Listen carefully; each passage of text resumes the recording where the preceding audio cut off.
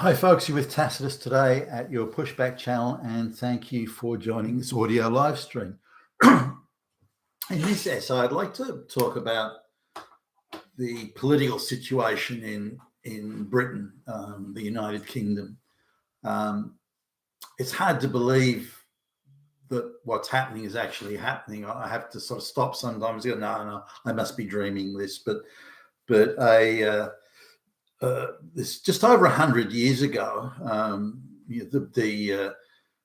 in London there was a huge procession there to celebrate the greatest empire the world had ever known, and people from all over the world and every country came along to pay homage to this great empire, which was certainly in Britain itself was 99.9% white.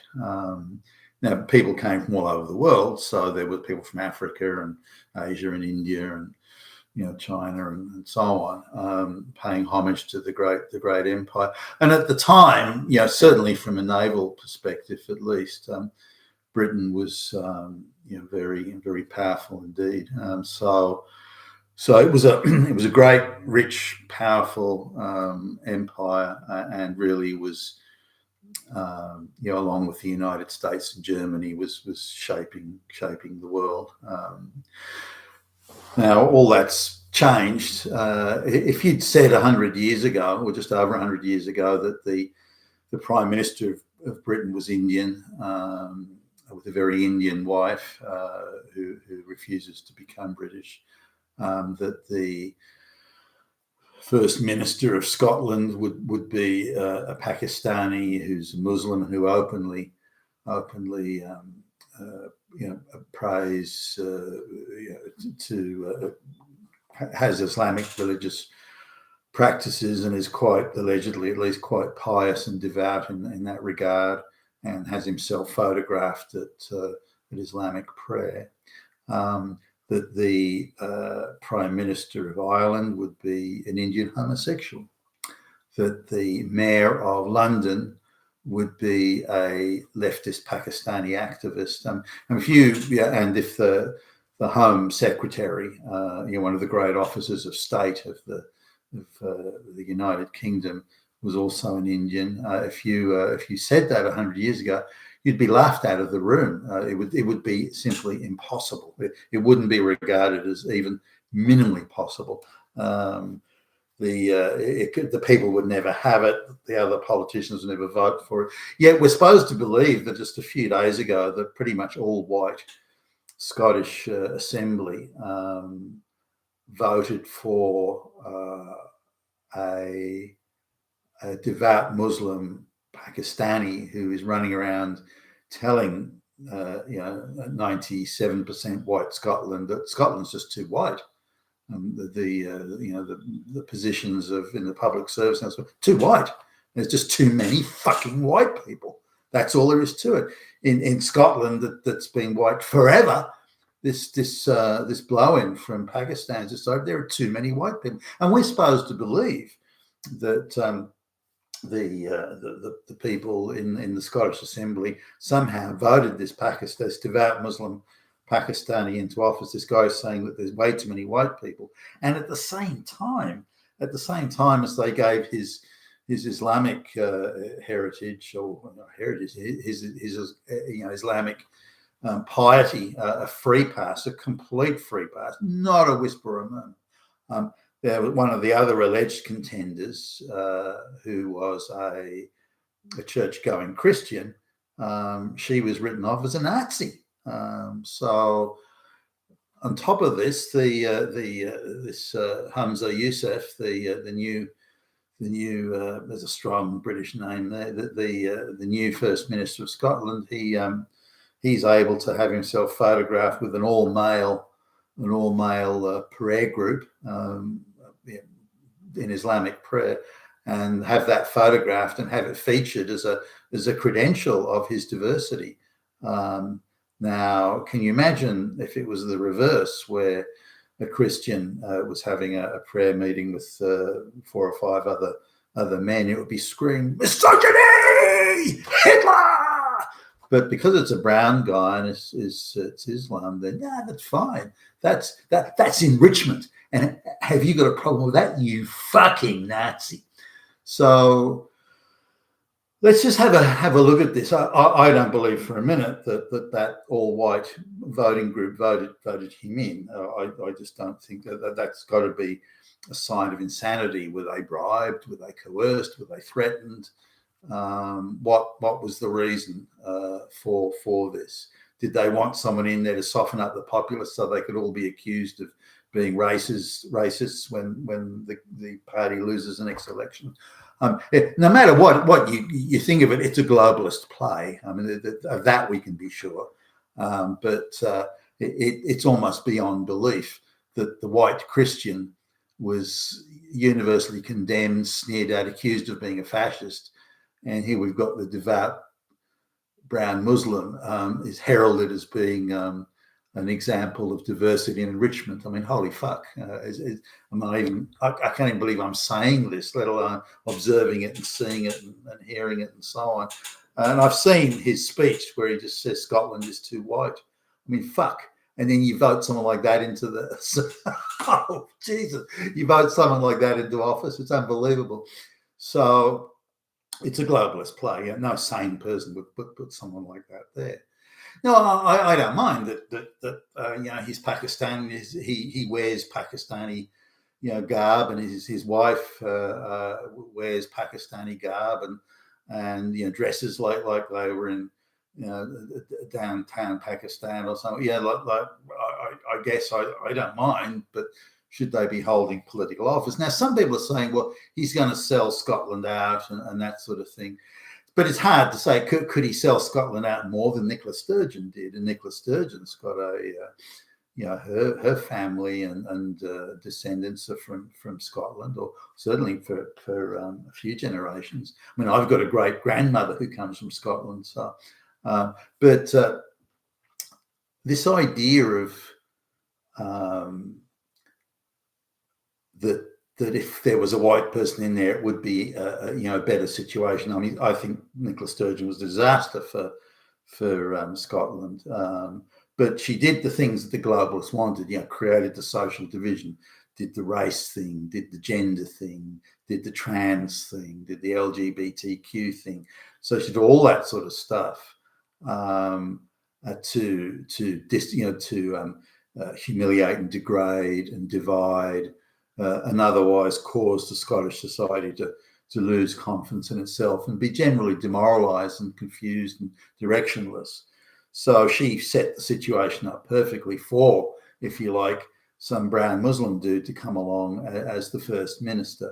You know, I'd love to see the votes and whatever vote was taken there to elevate him to that position. I mean, what a fucking joke. So I'm not sure that a white person would make a deal. I think the issue is the globalist control. That's the issue here. And the globalists certainly have control in Scotland. Now, if you look at Sturgeon's, like her family, I think her mum was a nurse and then became politically active at some point. And I think her father was maybe a public servant. I'm going back from memory here. It's a while since I read this stuff, but so she's had a fairly activist background. But what would make a Scottish public servant and a Scottish nurse want to create a daughter that so desperately wants to sell out the Scottish people? Does she genuinely believe that she's creating a better society by having, you know, aggressive fascist transactivism? I can't see that. I think she intentionally wanted to tear society down, which is exactly what the globalists wanted to do. So she was directly following, Nicola Sturgeon says, in my view, directly following the globalist orders and instructions she was getting, which indeed this Yusuf dude will be doing. So I don't think just having someone who's got descendants going back to you know, many generations, Scotland's going to make a difference. You know, look how David Cameron sold out England.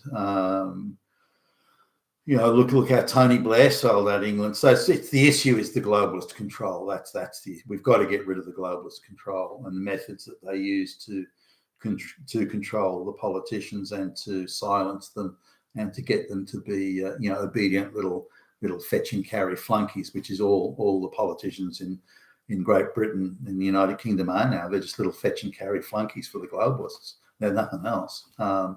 So then we go to just one final point on Scotland I like to write. I was looking at the Scottish history curriculum from the late 1960s and in through the 1970s. I didn't look beyond that, but I noticed how very nationalist it was. I can't imagine that the British government, in Westminster, in London, was not aware of this. But they were, in my view, at least quite nationalist. Nationalist in the sense that they talked about Scotland as a sovereign nation, and their sovereignty and independence was constantly being threatened and compromised by the English, and uniquely by the English. No one else, just the English. And that the situation in Scotland, if it was economically not doing well, it was a fault of the English. So everything was England's fault, really, and it encouraged A, nationalism, and B, that the English were to blame. And had Scotland not suffered these English incursions, then they would have been fine, and everything would have been fine and dandy. And I think that was put about probably by quite people with a lot of Marxist attitudes and views. And I wouldn't be surprised there's a lot of Soviet agitators in the middle of that, but and funding it, and particularly getting into the universities, and as always, the universities, the teachers' unions, these sorts of things. They were always go to things for the Soviet communist agitators back in the day. They're still go-to places now for the globalists. So when you look at Scottish nationalism, the idea of Scottish independence and all these sorts of things, I think it came from a developing theme used through the Scottish education system. And if you studied sort of medieval history, was apparently a very popular subject. Alex Salmond, the previous, I think, he's First Minister of Scotland, was pushing for independence. He'd been studied medieval history, and again this idea of the English are bad and they took away our sovereignty and so on. Now the much more nuanced thing of the French and the Spanish activists and agitators that were in Scotland, constantly prodding Scotland to go to war with England, over this Catholic Protestant stuff, constantly prodding the Scottish to do that and trying to stir up trouble generally, as they did in Ireland as well. All this caused caused a lot of friction between the people that didn't really need to exist. There was a lot of stirring up and again troublemaking by the other European powers, France and Spain being primary, or even the Dutch for that matter. And this was something that was a big part of the conflict between Scotland and England. Quite apart from other things like Scottish lowlanders were constantly going into North England and raiding the villages and grabbing slaves, and if there was an issue with inbreeding in any of the Scottish villages, they would try and freshen up the gene pool by grabbing some people from England. So that sort of thing was constantly going on, and there was various conflicts around that. So this idea that it was just the evil, bad English was simply nonsense. There was a far more nuance than that. But the medieval history, certainly that I've seen, very much focused on innocent Scotland, evil, wicked oppressor England, and then so we have to have independence from those evil, bad people down south. So that was it. Now coming to the other thing. Now we've got in Ireland there's a homosexual Indian guy who's the prime minister. The people really voted for him, yeah, sure. And then we've got an Indian guy who's been installed as prime minister of the United Kingdom. Can you believe this? The guy wasn't even voted in. Nobody fucking voted for him, and yet he's been installed by the globalist power machine as the fucking prime minister. I mean, again, you can't believe you're even saying this and observing it, watching it. Now he's he's a Hindu and a bit of a Hindu nationalist as far as I can tell. His wife's Indian, has no intention of becoming British. The children are very Indian. They're going to marry Indians and so on. So that there's not even the slightest intention or inclination to integrate into British white society. Far from it, actually. His wife's family is in India, is one of the wealthiest families in India. Part of that Brahmin caste, and so he's got no ties or roots or anything in England at all. Far from it. So he's just the equivalent of an international banker, and just goes where the opportunity and the money is, which isn't necessarily a bad thing if that's what he wants to do. But should he be Prime Minister of the British people, who the electorate, the citizenry of Britain? Now, again, people say, well, I hear comments, well, he's Indian, he doesn't care about Britain. So, well, maybe not. But then look how David Cameron and Tony Blair and Theresa May, look how all these people aggressively sold out Britain, aggressively sold it out, and allowed all the building blocks of globalization to be put in place without any opposition or pushback. The last nationalist British Prime Minister was Margaret Thatcher. And I'm strongly believing now that's why they got rid of Thatcher, because she wasn't going along or refused to go along with the globalist project. They thought, you're out of here, and they got rid of her. And that just tells you the power of the globalists. If you don't go along and do what they want, they'll just move. Even if you're the Prime Minister, voted by the citizenry, they'll just move you out. We want functionaries in political office that do what we want them to do. If you won't do that, we'll get the fuck rid of you.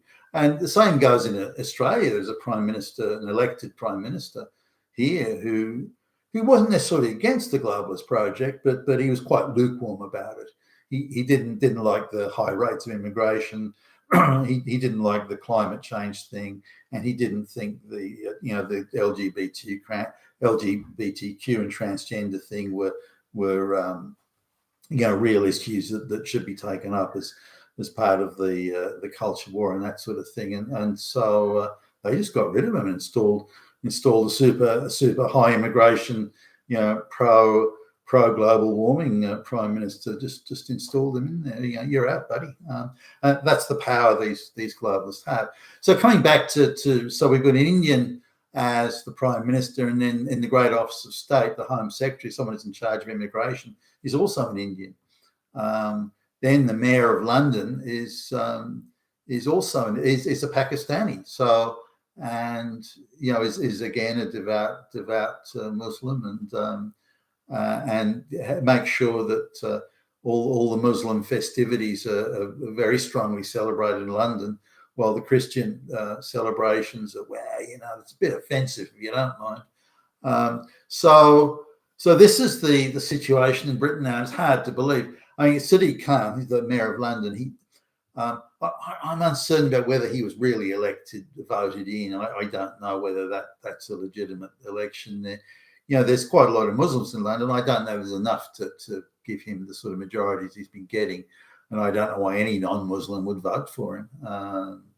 Why would the Hindus vote for him and all that? I don't buy that. So I'm a little uncertain about his repeated election wins, but nonetheless, he's there. Now we can say, well, maybe he did legitimately win the election. Well, then how come there are so many Muslim voters in London? That then becomes an issue that needs to be, in my view, needs to be debated. But so you couldn't get somebody more anti-British than Sadiq Khan. The British names of streets and of places and of statues, all these sorts of things that are in London, which is, by the way, the capital of Britain. Excuse me. He's got committees and so on, with no pushback from anywhere in the body politic. By the way, no pushback at all, little or no pushback in the media, and he's able to transform London into a non-British city, and is able to do so with taxpayer funds that have come nearly all from white people. So that's the status of the once great Britain. Now it's now a pathetic fucking shadow of itself. Just over 100 years ago, it was, people spoke of the United Kingdom with reverence. Now it's just a shameful little heap of shit that is in the rubble of what the globalists are constructing in their new world order. It's very sad. You've been a task today, your Pushback channel. Thank you for listening.